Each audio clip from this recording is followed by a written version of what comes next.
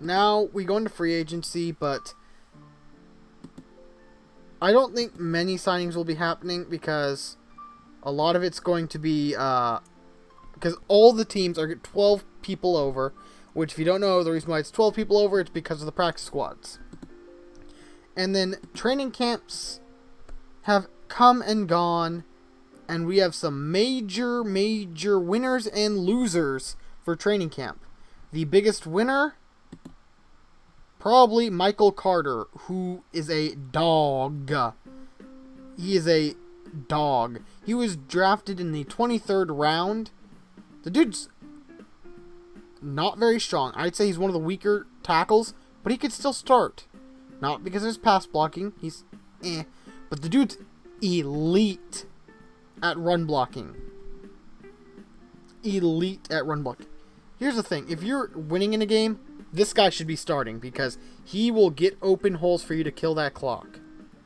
And then also, the rich get richer as Billy Giles, the 25-year-old 7th rounder, not really known for his effort, but this year has been an exception, as the guy is very good at just about everything. He's pretty strong. He's above average intelligence. He's got pretty good pass blocking. He doesn't have weaknesses. That's what makes him so dangerous. He doesn't have weaknesses. And then we have Johnny Lund, who is a 40th pick. And he's developed. He's pretty good at strength. He's above average. Average to above average. And then pass blocking, average to above average. But his run blocking is a huge weakness, but he's improved quite a bit. And then we have another lineman, Francis Stein, who's drafted in the 41st round. He's just super competitive. He's only 22, but he's showing some promise. Honestly, if it wasn't for his strength, he would have been drafted a lot sooner. The dude is pretty good. His blocking is very good for his age, but the strength is going to be what brings him back. And then now Caswell, Jesus Caswell, who is a dog, very pretty good strength, very smart for his age. Fairly fast for a lineman. Pass blocking's pretty good. Run blocking's an issue. He's got some potential. Orlando, by the way, the winner of this, definitely the winner of this training camp. And then you have Thomas Duke, who is borderline elite now. The dude's super strong. He's a great nose tackle. Then you have Cowles, who's pretty balanced. You have Joseph Braden,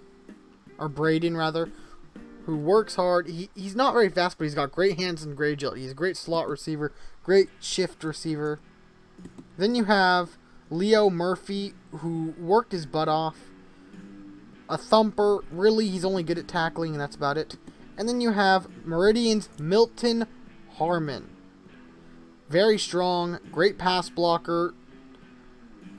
Not known for his effort, but he worked hard today. Possibly because he wants to stay starting. Very strong. Elite strength, I would say. And a lot of growth to be had in his pass blocking. He could become elite in his pass blocking. I don't know necessarily if he can ever become a great pass or run blocker, rather. But considering he's going to be the left tackle, I think the fact that he's the elite pass blocker is great.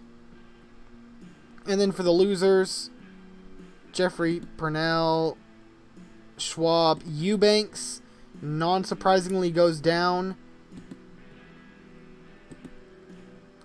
Nelson Thayer goes down. A lot of the veterans that were drafted.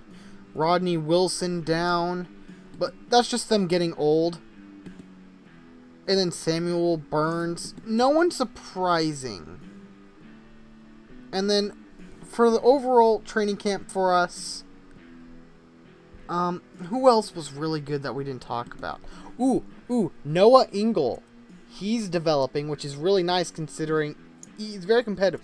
But the strength is there, it's just the blocking isn't there yet. So that improvement will be nice because he could get a starting job, if not this season, next season.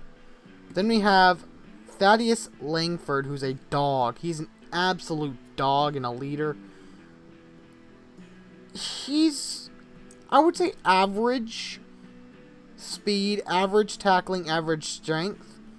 But at 22, as long as he can continue the growth, I think he could become, if not a starting D tackle, he could become a great rotational third down tackle. Then you have Joseph McCarty, who's got great work ethic. He if he can work on his tackling and strength a little bit more to where he becomes average at both for his size, then I could see him becoming a rotational piece. And last but not least, we have Stephen Pennington, the speed demon. If he can continue to work on his tackling, I think he'll be just fine. I think he's fine as is, but if he can work on his tackling a little bit, I think he can be utilized a lot more. Especially if he can work on his agility even more so, because then he can be utilized in a lot more situations. And then obviously the biggest losers right there, obvious. Now the question is, you might be wondering, are there any major quarterback growths? Well, not really, but if I had to say one, oh, by the way, Reuter. Barry Reuter improved, which is great for him. He fell to the third round, which is mind-boggling. He was the last pick of the third round. Dude's an elite run blocker, borderline elite pass blocker, and borderline elite strong. At 25, I think he's one of the best players in the league, if not the best player. Definitely the best center in the league. Any quarterbacks? So off the top of my head, I don't think so, really. There really wasn't any incredible quarterbacks, but maybe you could say Johnny Quinn. Johnny Quinn, who has been working on accuracy, intelligence, his arm. I think he'll be fine. I think he's fine. He'll be a good quarterback.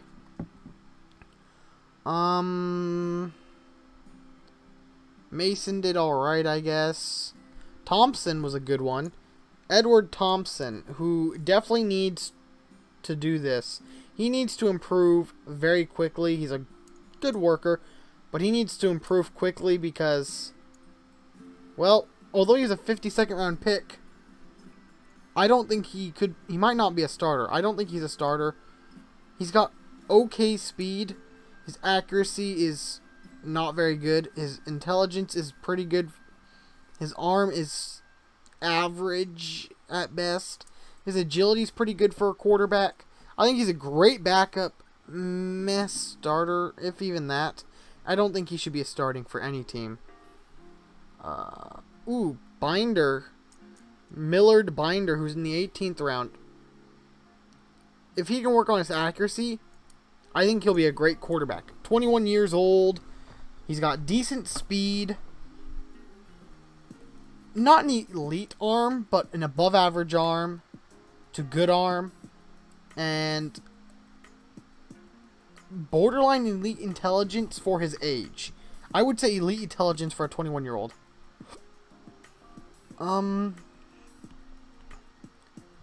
There was Velasquez, who is going to be a dimer in this league.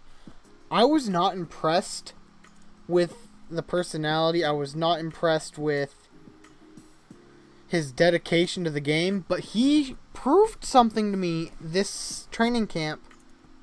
The accuracy, he's a dimer. He's got some wheels, surprisingly. The dude can run. Don't let the 251 fool you. The dude can run. He's pretty smart. His arm is not very strong. He relies heavily on his accuracy. He knows that he can hit something almost on a dime. Almost every time. And so he gets cocky that he can thread the needle sometimes. And sometimes his arm will not let him because he doesn't have a strong enough arm. He gets so confident with those short throws that he forgets sometimes that he can't throw that deep ball. Well, why? I don't know. He's got the size, but he just can't. And that's about it for training camps. Now the question is, what will be our guys' moves? Obviously, Collie is going to be moved to the practice squad. Thank you, Collie. We hope to see you develop. You're a great guy. You have super accurate arm for your age. 20 years old with such accuracy. It's crazy. We're going to be moving Collins to the practice squad. Dude's got wheels for a linebacker, but he needs to learn to continue to progress. Running back might have one. Wide receiver, tight end probably will. But let's look at the young players. McGovern is going to be moved to the practice squad. He's a great leader, a great team player. The dude's just a great human being. If you're on his team, that is. He does not like the opponent. He is, what's the word? He wears his heart on his sleeve. He's a great leader. The dude's a great team player. In fact, I think he's one of the best leaders for a team at only 20. It is crazy. But the guy cares more about everyone else than he does about himself and his opponents. Not very sportsman. And he's not a hard worker. He's very much a joker. But he lightens the locker room, so that's what keeps him around, honestly, at this point. Who else could be? We gotta look at the positions. I think Joseph Atkinson needs to sit. And so I think Atkinson's going to be moved to the practice squad. Part of me thinks Lassard should sit as well, so he'll be on the practice squad.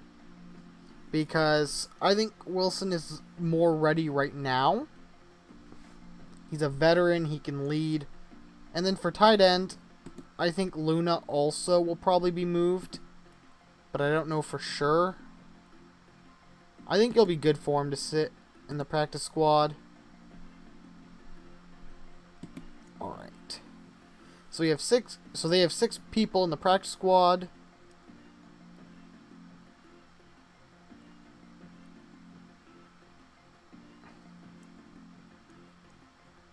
I'm going to cut that out. Future self, cut out this part. Thank you. Punter, definitely.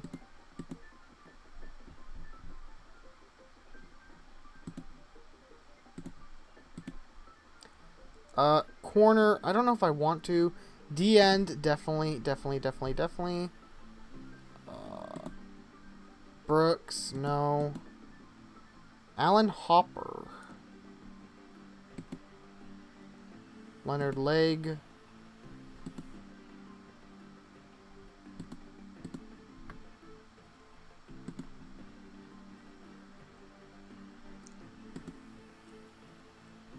Actually, yeah, Hopper, move to practice. 5, 6, 8, 14, 17, 20, 22, 23, 24, 28, 32, 36, 40, 42, 44. Oh, so there's literally not going to be enough room. Lovely. Alright, and welcome back from commercial break. Sorry I did not get the chance to tell you. Upper management said now. And I'm not going to argue with upper management. So, we have the practice squad announcement. And it's going to be Ernest Colley, the dog quarterback, who... It'll be fun to see how he grows. 20-year-old dimer. Then we have Joseph Atkinson, another hard worker, great sportsman. Really, all he has to his ability is speed and average agility at best. He has a long way to go. Then we have John Lassard, who works very hard as well. Definitely doesn't have any strengths. He's average at best. Then we got Royce Luna, who actually does have some talent. He's got good speed, average hands. with improvement, he could become something. George McGovern, who is a leader. The dude does not really prioritize himself or his opponents, but he is kind of a joker of the group. He keeps the mood light when times are tough. He seems like he's a great guy. It'll be interesting to see how he develops. He's very smart, surprisingly. You wouldn't believe it, but he's actually... That's his strength. It's his intelligence. We have Bobby Lewis, who's a speed demon. He's got borderline elite speed, but the issue is that he has nothing else. He has speed, and that's all. He's not very experienced. He doesn't have the intelligence. He doesn't have the agility. He's got speed. That's about it. That's what he is good at. And so he's going to be learning how to play receiver a little bit more. Then we have Elizio Hood, who works really hard, but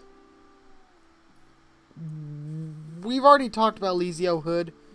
He's someone we're going to have to figure out what to do with. They're gonna have to figure out what to do with. James Collins. So he works really hard. He's got some speed for linebacker, so I'm really excited to see what Meridian can do with him. Then we got James Amos. Yes, a top 10 pick for the Meridian Miners is going to the practice squad. The guy's got an elite personality as well as some elite speed for a D tackle. But he needs to improve on his tackling, his strength. I think he could potentially start next year, but he needs to work and learn football. And they can't afford to let him sit on the bench and just do nothing. At 26, he needs to get some practice squad time. Then Alan Hopper, who is a dog. He's got some speed, some agility. He's a great... He's got some potential as a pass rusher, even though he's a big dude. He's a very interesting one. He'll use his body and then speed. He's a high effort guy is what he really is. And so it'll be interesting to see him develop at 23. And then we have Leonard Legg, who is a lot faster and a lot more agile than the aforementioned Alan Hopper. But he's not as much of a dog. But off-field issues are what prevents him from staying on the team right now. He needs to work on himself as well as practice. And then you got Thomas Tate, who is a corner kicker, and he could be pulled off the practice squad if they're not happy with the current punter. I think next year they're going to let him go free. The issue is, and this is exactly why he was on the practice squad, you're only allowed to have 40 players, and would you rather have an extra D-end or running back? Or corner, or linebacker, or anything? Or would you rather have Thomas Tate? And most people choose the former, not the latter. Unless they don't have a good punter, in which case they'll take this dimer of a punter. But he'll be interesting to see. In fact, we're going to do a comparison of...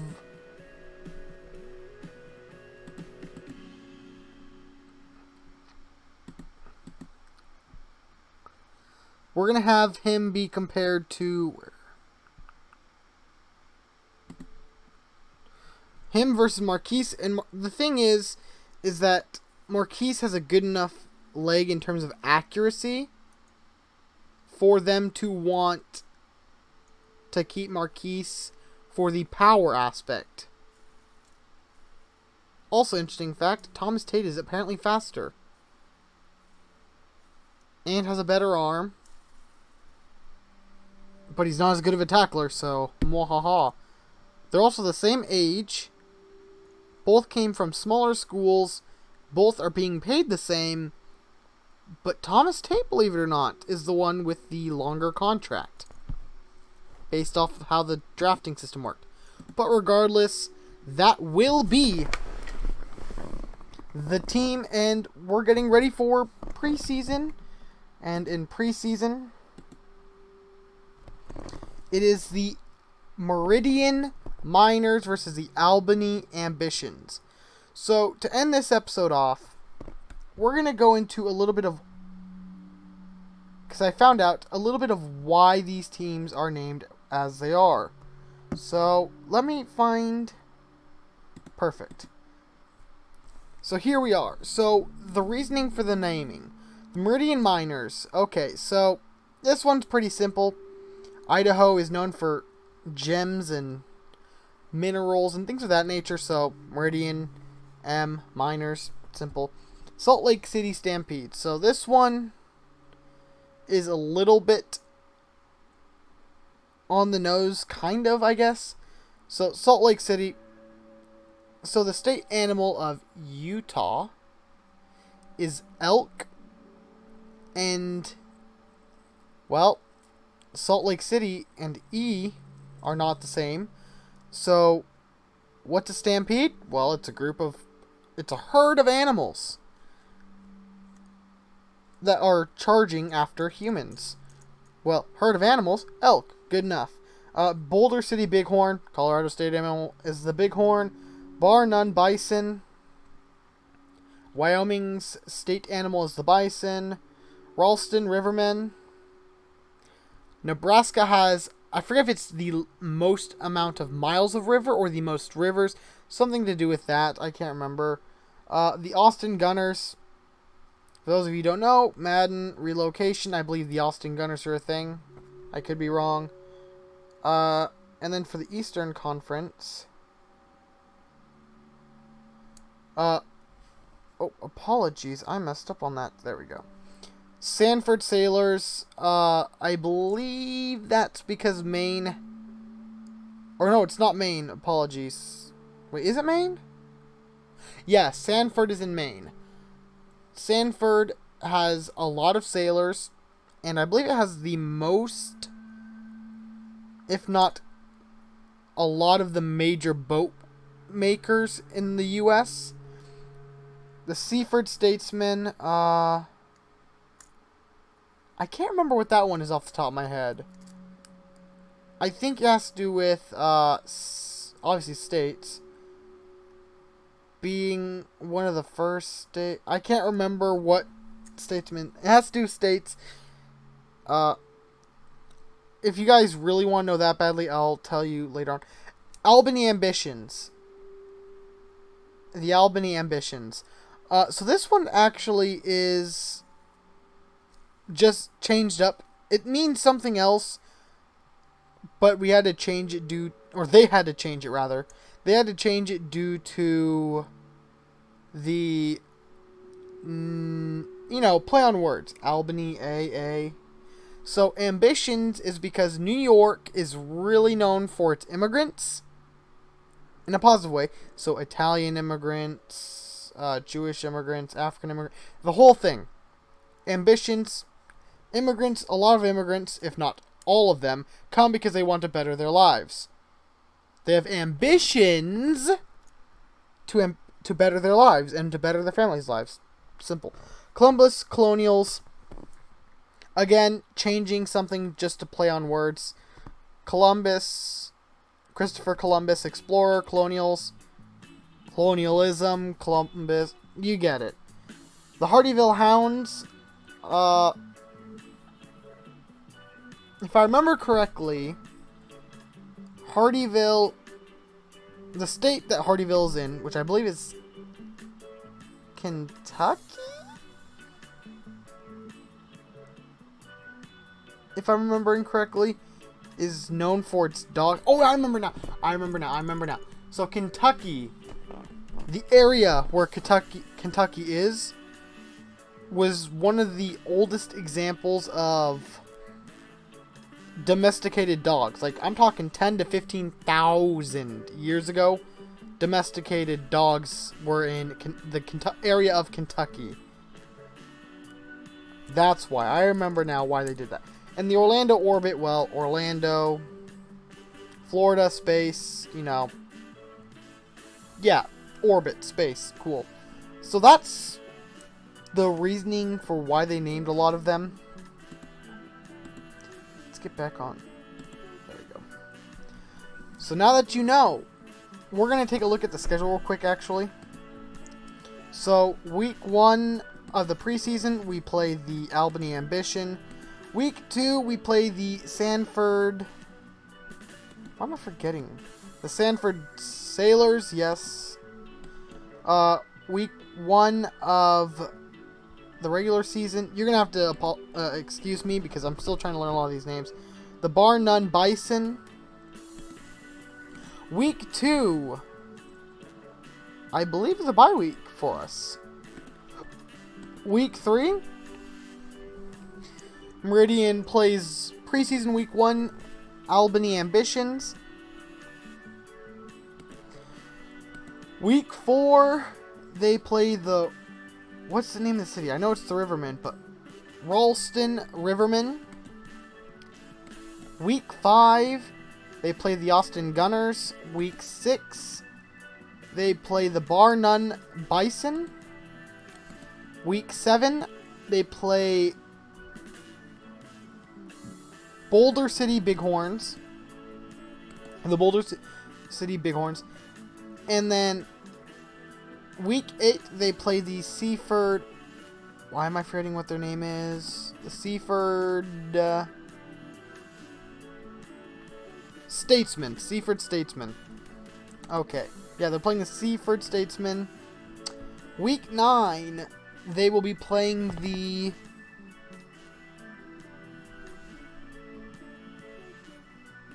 Hardyville Hounds.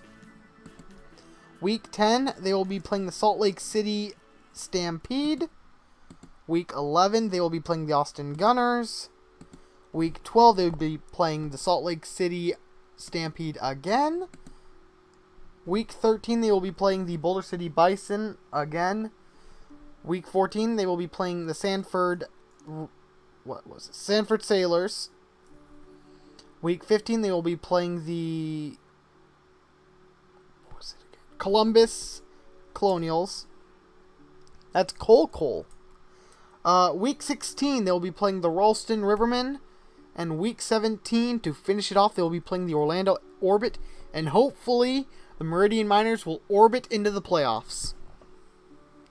Anyways, thank you guys so much for listening or watching. I've been Jumbles Austin. You've been amazing. And as always, thanks for watching. Tune in tomorrow, N.G.N.R. 94.7. I'm honest, I'll just make you cry. And I don't wanna fight with you.